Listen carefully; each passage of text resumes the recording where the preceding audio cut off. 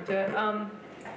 So first, the My Gold Foundation, which has been talked about, was started 3 years ago now. And there's the board of directors, I guess, and then the teens. And the teens' mission is to give you the voice, and they're supported by the adults, which their mission is to empower youth to access their inner wisdom and realize their dreams. So Will and I were both on the board. He graduated this year, I'm still on it. And they work in the community to offer grants. And so that's how the trip started.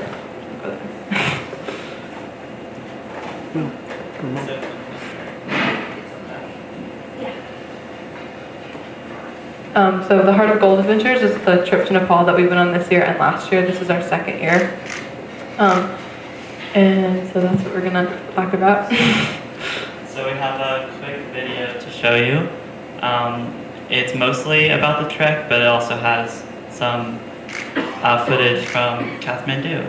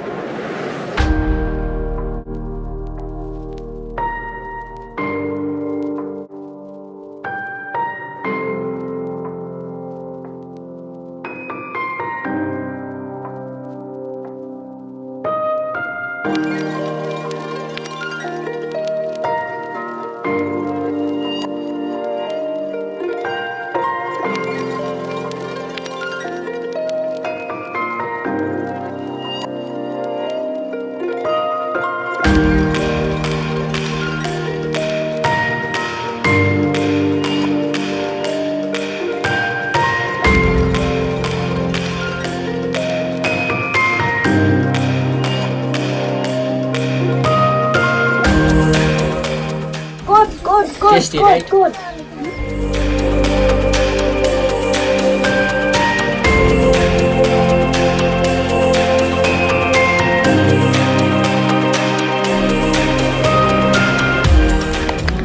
That's the water you have to drink.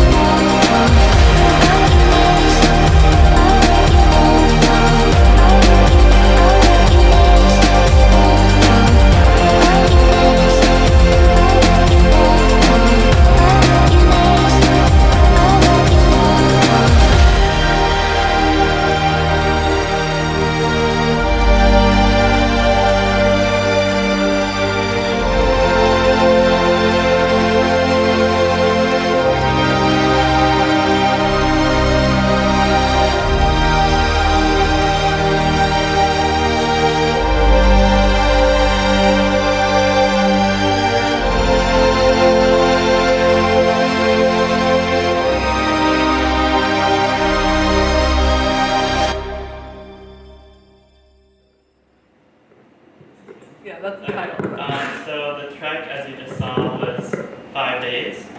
We had 5 of us from last year. Me, Amelia, to name a few. And then we had 5 HCC teams. HCC, Himalayan Children's Charity, is an organization that helps Nepali teens afford an education who otherwise would be unable to. So we trekked with Sasani and saw like one of the poorest areas in Nepal, and that's the Tamil region. They call it hills, but really to us it looks like, mountains. Okay, so they don't have too much tourists there, and the way they would usually profit is by selling their extra food that they have left over, but that usually doesn't bring in enough, so they're resorted to selling off the women of the village, and we sometimes saw that when there wasn't very many women in the villages, and that's kind of become a tradition to them. It's like you think just don't do that, but there really isn't a choice. There's no other way they can survive. So Sasani comes in there and helps educate the women, and also the trekking brings in some money. So that's good. Sorry. So yeah, Sasane, as the last 2 people talked about too, they run the treks, which is what we went on, and they go to the rural areas in Nepal, and they pretty much offer an education there to the people who wouldn't get it, so that they can communicate clearly and teach them of alternative ways to make money, so that they don't have to sell their girls anymore. And the main ways they do that is by helping them create homestays, which is where we stayed, and the porters, which Amelia talked about, we paid them to carry our bags. And we also bought bracelets and souvenirs from some of the villages that they made. So yeah, they led the trek. Just pictures, yeah. Those are some of the guides, and then some views. We also each had a trekking partner. That was the HCC kid.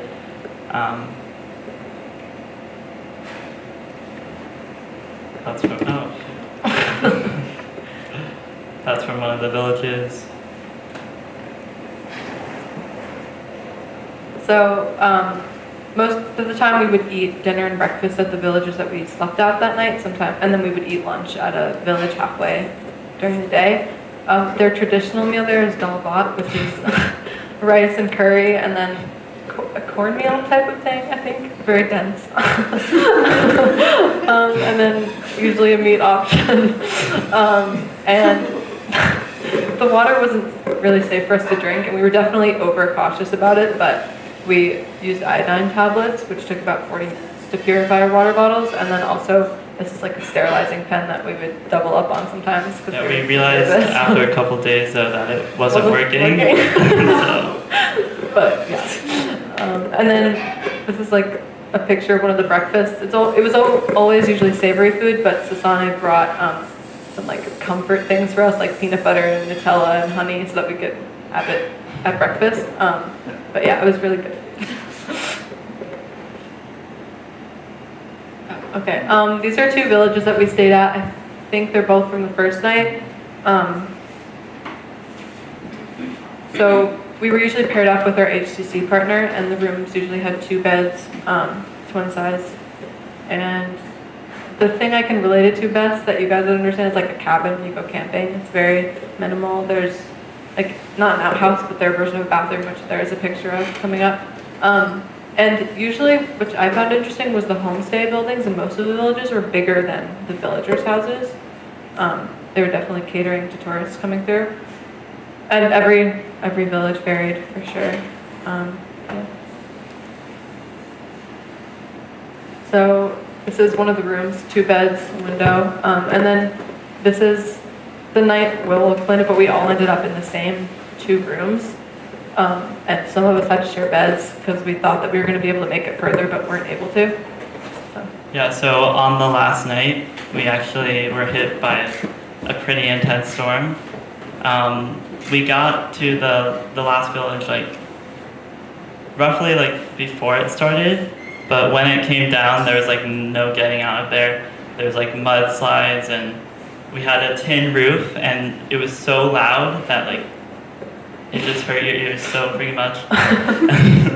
And but I feel like that was a good bonding session. Like that was the last time that we were with the HTC kids that closely, and so we weren't able to make it to the other homestead, so we stayed together. Many of us bunked together.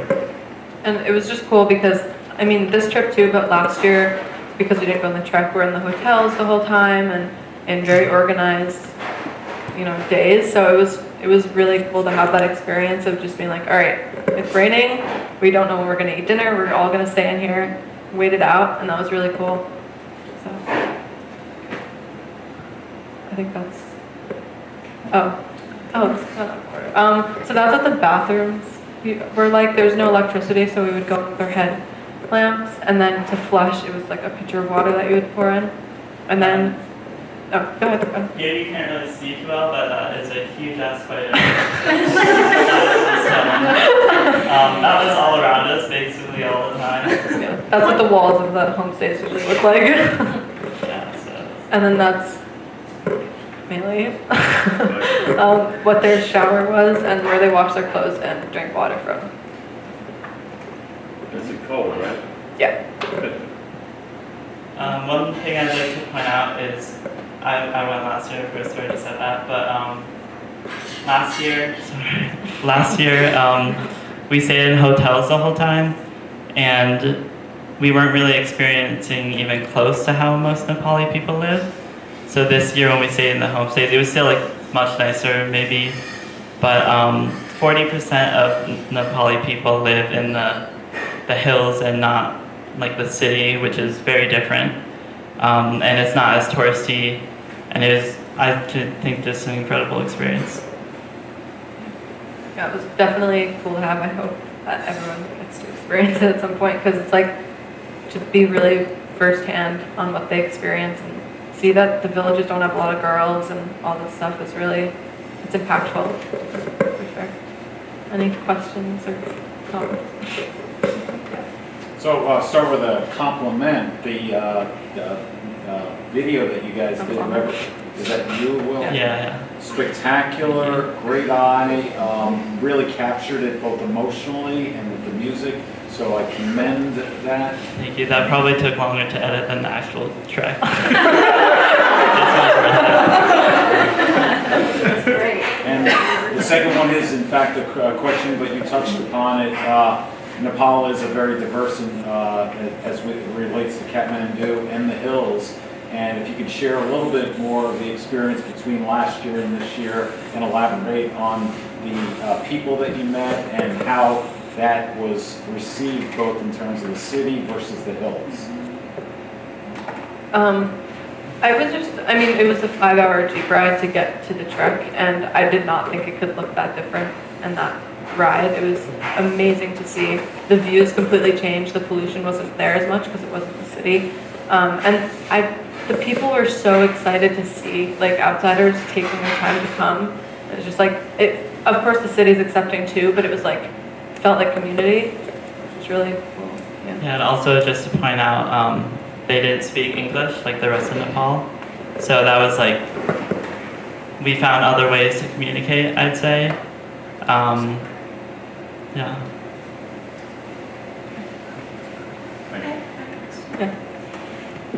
Now that you've both been twice, could you share something about how, you might have an experience like this and it's just sort of this literally otherworldly experience that you're grateful for, but are there ways throughout your day, your practical life, where you're reminded of your experiences there, and what are those? And then how might you imagine going forward in life, those experiences continuing to come to you?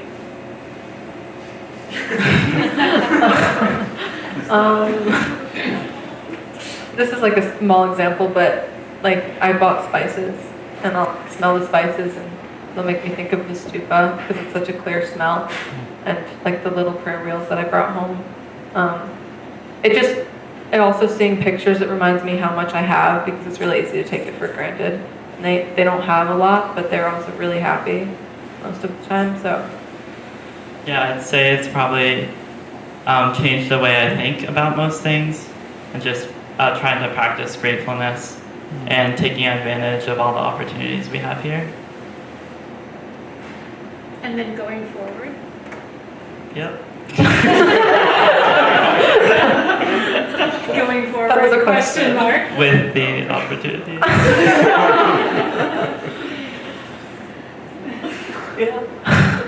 I know you two both spend like a lot of time outdoors and stuff and hike around here.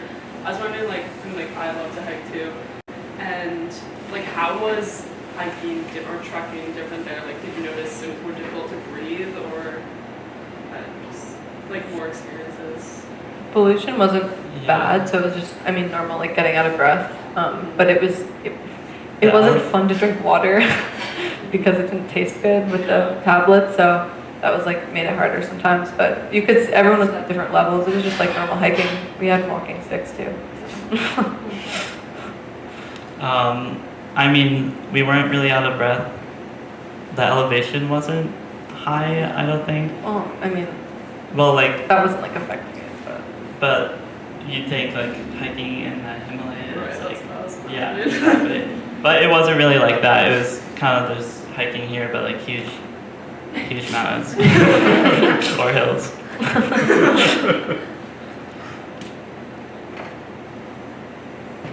You said that after a couple of days, you guys figured out that some of the water purification didn't really work? well, we turned it on one day and discovered there was a light that came on and that hadn't been coming on. None of us got sick from it because we had been doubling up. But Somehow we didn't realize that you actually had to have the light on for it to purify the water. But we were doing iodine tablets as well, and everyone was very cautious. Yeah. Yes. What were some things that you guys had found you had a new appreciation for when you came back from the mall? Not like normal everyday things. clean water, for sure. Yeah. Being able to turn the faucet on and drink it. I'd say clean water as well.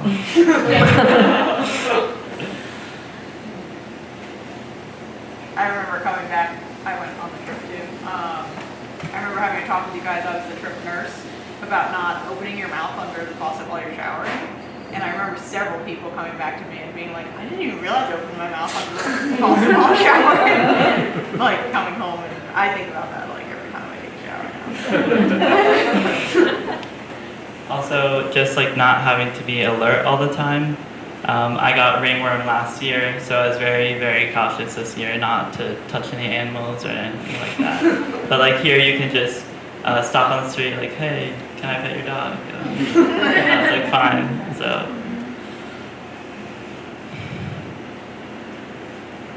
Did you see any evidence that the culture maybe is changing, something of... In Nepal. Yeah. Well, I don't know what exactly you mean by that, but like, but a lot of the teens at HCC were like dressed a lot like American culture. Like we were very careful to dress appropriately to not like offend the culture, but they were dressed like we would dress here. A lot of them, which was interesting. I don't know if that's what it means. Yeah, I mean, what were you gonna say? Well, I was just thinking things like the internet influencing, people who can access that, Yeah, I mean, things like that. many Nepali people have access to internet, like more than you'd think. We actually saw some people with phones in the villages because they need like for communication. I mean, just how it's progressing, it's very traditional there, and they're all about their traditions. They say they have more festivals than they have days. That's a common phrase there. So it's all about tradition and trying to preserve that.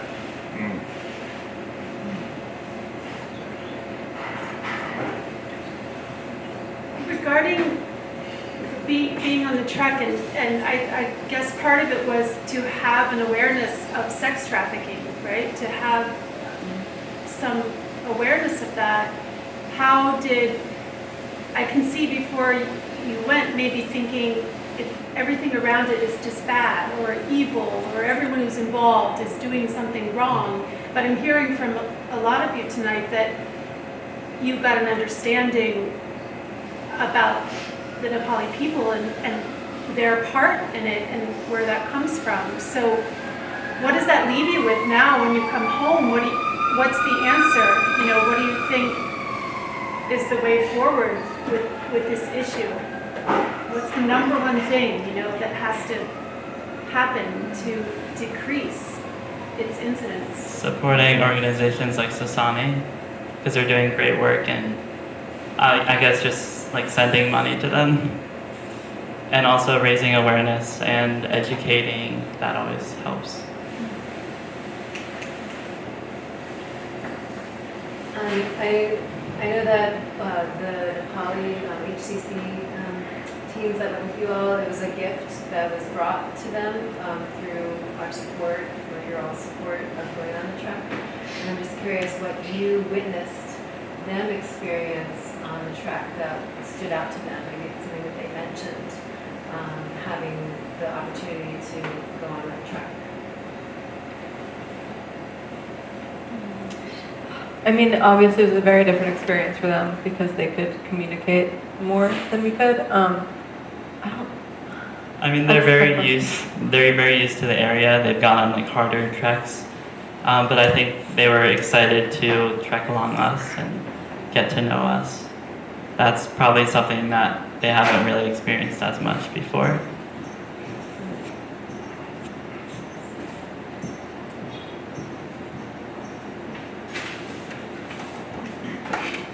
Yeah. We're going to be going on the trek in October, and seeing your pictures of the bridge, give me a little pause. I mean, are there loads of bridges, and what's it like crossing them? A bridge a day. Yeah. About. Most of them are nicer than the bridge on the video. There's like some steel ones, some like nicer ones, but there are some that are a little iffy. People use them every So you day. just got one foot in front of the other? Yeah. Very carefully. Yeah.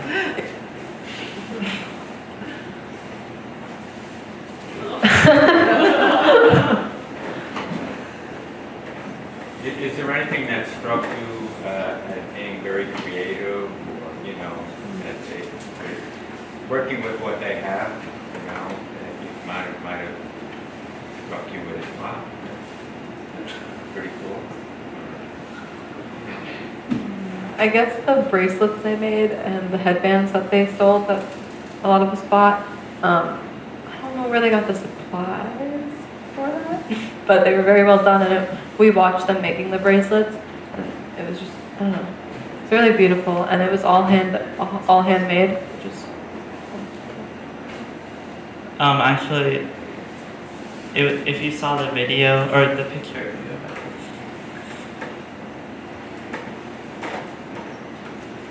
Okay.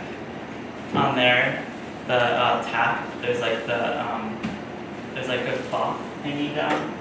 That's actually like a welcome scarf that they just like use to make it, the water more pointed. I just thought that was interesting. Right there. Yep.